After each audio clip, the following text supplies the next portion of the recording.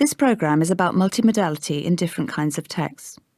Multimodality means the use of different forms of communication or modes, such as words, images, layout and sound, in a single text.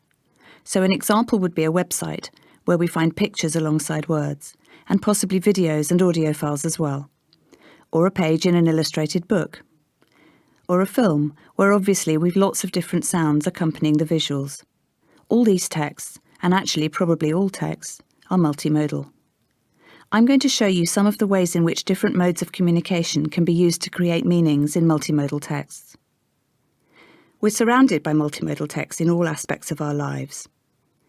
The study of these different textual elements, what they mean on their own, what they mean in combination, and sometimes how they clash with each other and seem to mean different things entirely, is called multimodal analysis.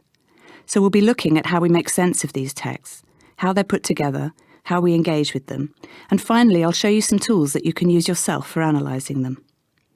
As teachers, whether in informal contexts or in educational settings, you all use multimodal texts, but perhaps you've never really thought about them in this light before. This programme will help you to identify and reflect upon the multimodal texts that you and your students use and produce, and how you can use multimodality with your students to interpret and design learning resources, including digital tools. Multimodality researchers are interested in many different things. Some look at how teachers use books, whiteboards, drawings, and facial and other gestures and body movement to teach their classes effectively. Some are concerned with how advertisements use images and sounds to persuade us to buy, or to buy into an aspirational lifestyle which will, the advertisers hope, create a desire for their products. Some look at how images, words and visual design work together in children's books, or in illustrated adult books or textbooks. Some are interested in online virtual worlds, or in websites and how we engage with them. Others are interested in how children use words and images when they learn to write, draw and communicate, and in how cultural assumptions are often embedded in these emerging literacies. Multimodal analysis helps us to understand how meanings are made, not just through words, but through multiple modes. So that's what this programme is about. Texts which don't just use words to tell us things, but bring in other elements, other semiotic modes, to create their meanings. Multimodality isn't new, of course. It's been around since the dawn of civilization. People have always gestured, smiled and grimaced at each other. They've always made sounds, and they've always drawn pictures as a way to communicate and exchange knowledge. Think of early cave paintings, illuminated manuscripts, or the Bayeux Tapestry, a medieval embroidery depicting the Norman conquest of England in 1066. But in linguistics and in education, nobody really started studying how modes work together dynamically until fairly recently, over the last 2 decades or so. Before that, people tended to assume that the primary meanings lay in the words, and any additional modes, such as pictures, were secondary. Or people studied individual modes in isolation, focusing on gesture or gaze, but not really looking at how different modes work together to create meaning. Traditional textbooks tended to rely almost exclusively on the printed word to convey their meaning. Generally speaking, the information, the points that demanded your attention and which you would be tested on, were presented in words. Verbal language was usually considered to be the information carrier. If there were any illustrations at all, these usually played a supporting role, for example to clarify the verbal message through line drawings, diagrams or photographs. So the words and images gave you complementary information, but the words were considered to contain the main message you were supposed to attend to. Books and textbooks like this still exist, of course, but some publishers have, in more recent times, been concerned with making their books as engaging and enticing as possible, and educational books are no exception. Here's a page from a series of books designed to introduce the work of some of the world's great thinkers and theorists. This one is about Charles Darwin. Take a look now and think about how the different modes of word, image and layout work together in this text. In English language texts, we're accustomed to starting the page at the top left. We then read each line in turn, from left to right and from top to bottom. This is called a reading path, and not all languages are the same, of course. At first glance, the linearity which is so apparent in the older-fashioned examples you've just looked at seems to be disrupted here. Perhaps this page has multiple entry points and we can start reading it wherever we like. But the more closely you look at this, the more you'll see that actually we still need to read it in the traditional way. We still need to start at the top left, as that's where the heading, Facts in Favour of Evolution Before Darwin, is located, and we need this information to orient us to what's coming. And while we may well glance over other parts of the double-page spread in whatever order we like, we're brought back to the top left in order to make sense of it, and we're probably going to read in a reasonably linear way and from left to right. So the left to right and top to bottom reading path is still there and positions us as readers to follow and interpret the text in a particular way. Why might the authors of this text have designed it in this way? They've tried to match the meanings they want to make with the most apt way of getting those meanings across to their target audience. Specifically, they've split the information they want to convey into different modes of communication, using images, layout, printed words, and different typefaces. All the texts we make are subject to these kinds of decisions. We produce things that look like they do according to what is often called our interest, our purpose in creating the text, our notions of who we think will read the text, and our relationship with those people. In this way, text design can be seen as a rhetorical device. So the fact that this text appropriates the cartoon format, for example, is a question of multimodal design. The students of this book are assumed to be familiar with cartoons, and the book uses this more informal format to explain quite complicated scientific and historical ideas, in a way that's assumed to be less intimidating and therefore more accessible and engaging than by making students read the primary texts or historical documents. It's interesting to think here about which mode has been chosen for which job and why. Pause here and think about how the mode of written language is used in this text. The main scientific arguments are presented verbally in the printed paragraphs. The first paragraph introduces the main problem. The second paragraph, in bold typeface, serves as a title for the courtroom illustrations, and it introduces a historical time frame. The third and fourth paragraphs develop the scientific arguments, but with informal language, such as anyway, which sets a relaxed interpersonal tone.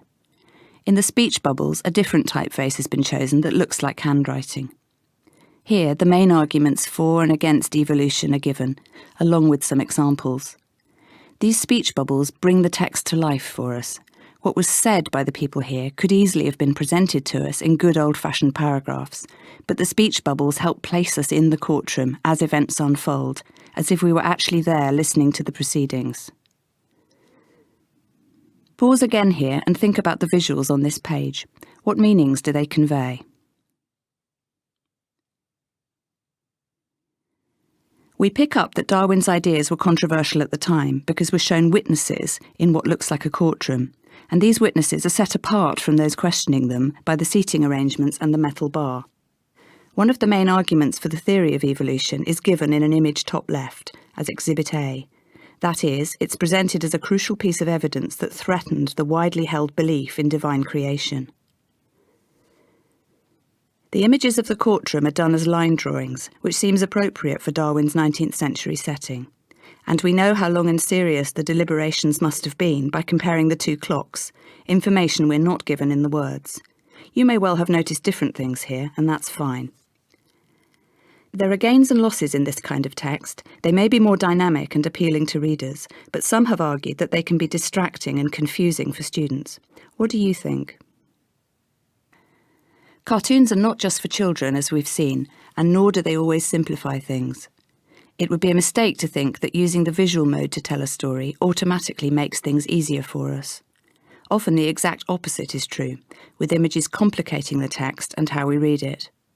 To show you something of how this works, we'll take a look at children's books. Here's a page from a new version of a very old fairy tale. It's called Hansel and Gretel. Don't worry if you're not familiar with this particular fairy tale. If you just read the words, there's nothing particularly remarkable about it. It's a well-trodden path into the story, and the forest, by the two hapless children, one of whom will eventually end up as almost witch dinner, unless fate or his sister dramatically intervenes. So far, so normal. But here's the facing page. Pause the podcast here and study the image. Can you spot any hints at the narrative to come that the illustrator is making? This is a very different text to the Darwin example. There's no obvious top left entry point and no clear reading path through it. If you're anything like me, your eye was probably drawn somewhere to the centre of the image first. The mode of image here, used as it is without any words, has different affordances and constraints. The reader has to infer what's going on from the visual information alone, and visual design guides the reader. For example, in this image, the woman's gaze is central on the page and is directed downwards towards the children she's standing over. The focus of her gaze draws an imaginary line that directs the reader's attention to the main activity in the image, the children sleeping. Imaginary lines that show the direction of gaze or action are how processes are represented in two-dimensional images and are referred to as vectors. Unlike the Darwin text we just studied, there are no words on this page, so the reader has to infer what is going on from the visual information alone, and there's plenty of information available to us. You could say quite legitimately that the picture shows us the same thing as the words on the facing page. You could. A woman leaning over the still sleeping children, telling them to get out of bed. Except, of course, the picture is doing so much more than that. In terms of design then, what is the author, or illustrator of course, conveying to us, and how is this achieved? You could point to any or all of the following. The use of colour. There's a lot of black here, and it's used to link the pictorial elements. It creates equivalences in our mind. The vectors that show the processes or narrative of the action, the woman's gaze, and the strong vertical lines that make up the shape of the wardrobe and replicate the shape of a book, and the diagonal lines which make a series of witches' hats. The placing of elements higher and lower down the page. The woman's position, higher than and looking down on the children, reflects the very real power differential in the story. Adults have power over children, but evil also has power over good, at least for now. The placing of elements on the left and the right. Often we find what we call given information on the left and new information on the right, just as we do in sentences. I'll say more about this later. Here, a homely dressing gown appears on the left, and a pair of women's red party shoes on the right, perhaps a hint of the glamour that the seemingly cosy mother seeks. In the reflection in the mirror itself, the shadow of the witch is on the left, and the stepmother is on the right. My interpretation may not be the same as yours. You may disagree, you may see something else entirely, because different readers interpret all texts in slightly different ways. But that's part of the fun of children's picture books like this. We all see it differently. Children too may see different things to adults, and may see something else again if they return to the book another day, as they often do. What I see is a carefully constructed, although not immediately obvious, sense of foreboding in this image. It's done by showing us very cleverly, right at the beginning of the story, that the children's stepmother is a witch. And I don't remember that being clear to me in other versions I used to read, and certainly not right at the beginning of the story. I don't think I need to spell this out, but I can see at least 4 witches' hats and a lot of dark colours and shapes repeated to reinforce it. And there's something about that wardrobe and the mirror. So not only is the picture doing a different job to the words and doing it in a different way, it's actually telling part of the story. It's providing us with meaning, with information that the words are not. It's a narrative element, and if we ignore it or relegate this picture to the realms of pretty illustration, we miss out on a lot of information we're going to need, and which has been provided to us by the author or illustrator. In the case of this book, they're the same person, but of course it's not necessarily so. And it's true to say that the children who encounter these kinds of multimodal texts may produce their own in turn. In this piece of primary school work, do you think the mode of image or the mode of words dominates? It might be more accurate to say that here the mode of image and the mode of words are interdependent. Take one away and you'll have great difficulty understanding the whole. So both modes are held in balance and are needed here for the text to work. In this text, like the others we've looked at, meanings are created in what is called a multimodal ensemble. Like an orchestra is made up of different instruments, so most texts are made up of different modes, and each mode contributes meaning differently to the ensemble.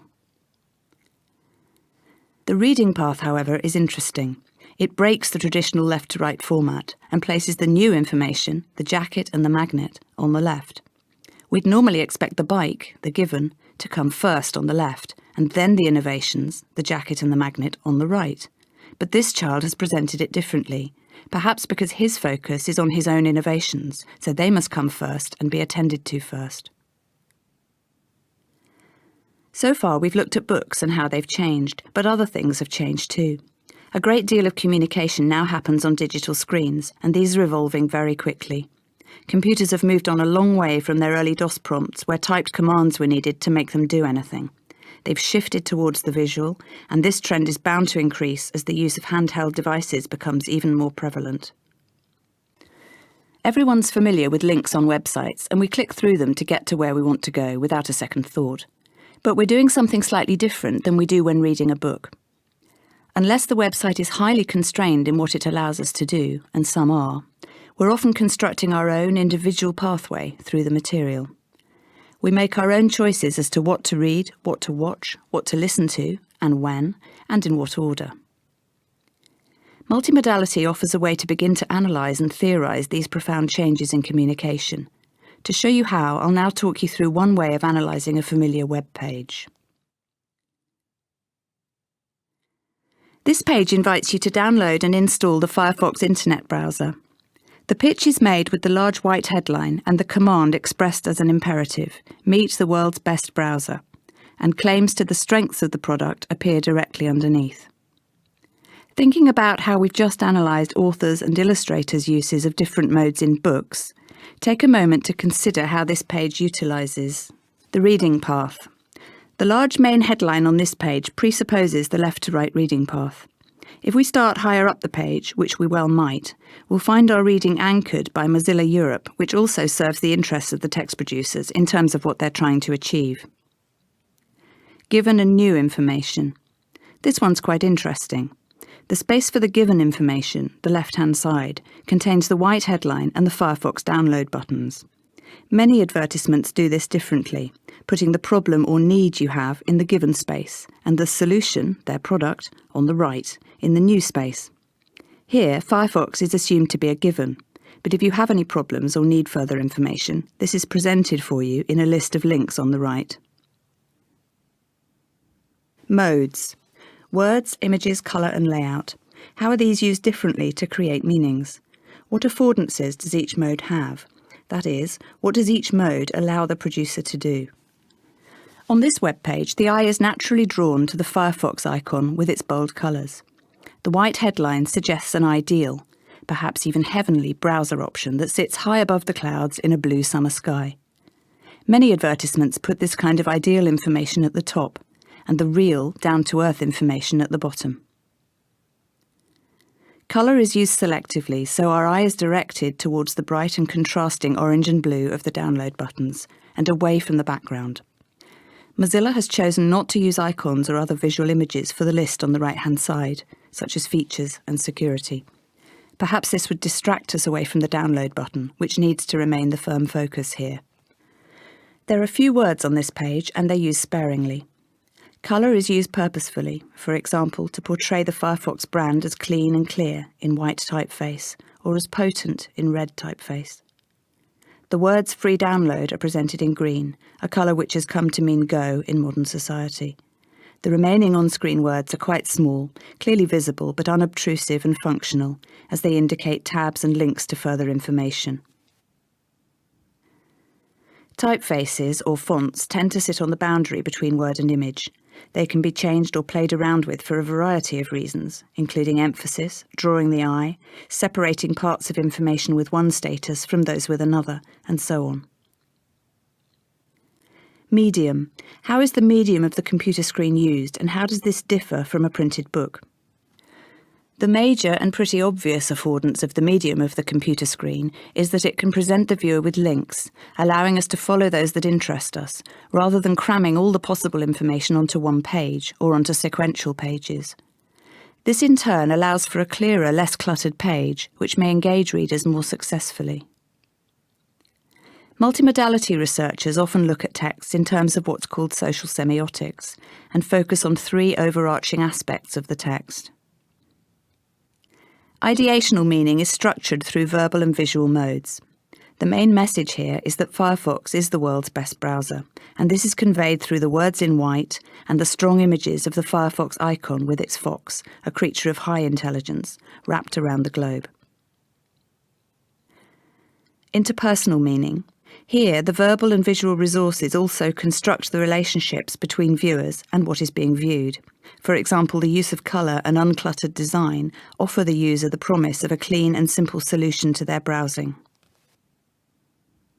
Textual meaning refers to how the composition of this text shows how information is distributed via words, image, colour and layout. So, for example, on this screen, as on so many others, the visual mode dominates, and writing is subordinate to image and layout. Users can negotiate their way through this screen without reading the words, unless they want different information or hit a download problem, when they might use the list of hyperlinks to access other related sites. This page is unlike most printed adverts, in that it doesn't show us images of beautiful landscapes or cuddly baby animals to induce us. Our attention is drawn mainly by the bright, large colours of the product branding and the download buttons.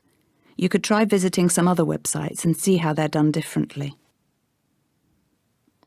So a website designer tries to direct our attention in particular ways and to guide our actions on the web page. But we're not always going to comply, as we may have a different agenda. Nor can a web designer control how we look at the page, because while we can't do much to the page itself, we can change, sometimes quite dramatically, how we choose to look at it. Maybe we'll resize it, or collapse it to view side by side with another. Maybe we'll change the colour scheme on our browser, so we see the web page in a different context. Maybe we'll make a screenshot, scribble all over it with image editing software and email it to somebody else, changing it in the process. None of this is possible with a book. So we've looked at how you might begin multimodal analysis of different kinds of printed and on-screen texts. We've looked particularly at the modes of written or printed language, images, colour and layout or design. We've considered how different modes offer different possibilities for meaning making. They have particular affordances. And we've considered how the design of multimodal text shapes reading pathways and constructs the ideational, interpersonal and textual meanings of any text. We take all this for granted, but think back to the traditional book format and you'll see how enormous the shift from the page to the screen has been. Just look again at this shot of a website and think about how news is represented on this screen compared to a broadsheet or tabloid newspaper. Think too of the demands these texts make on viewers, something that language and literacy teachers increasingly need to take into account.